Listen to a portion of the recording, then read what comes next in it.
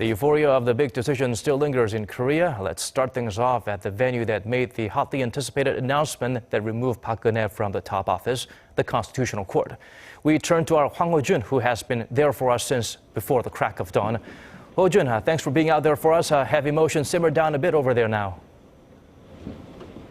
Daniel, you're absolutely right. Things have died down just a bit here at the Constitutional Court. Quite the contrast, actually, from earlier today with tension at its peak. As you said, the Constitutional Court upheld a motion to impeach President Park Geun-hye in a unanimous decision by the court's 8 justices. Now, with that, Korea is required to hold a presidential election within the next 60 days. The ruling, which was announced by the court's interim Chief Justice Lee Jung-mi at 11 a.m. Korea time, was televised live, drawing the attention of Koreans and people around the world. The entire session took no longer than half an hour.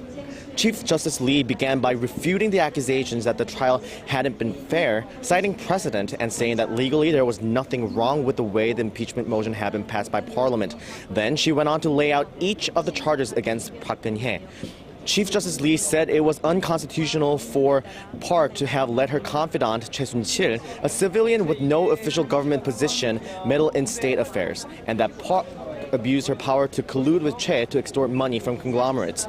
The court dismissed the accusation that Park abused her power in appointing government officials, citing a lack of evidence. It also dismissed the charge that Park neglected her duty during the Sewol-ho ferry sinking in 2014, saying it did not warrant deliberation by the court. In delivering the final verdict, this is what Chief Justice Lee said. The negative effects of the president's actions and their repercussions are grave, and the benefits to defending the Constitution by removing her from office are overwhelmingly large.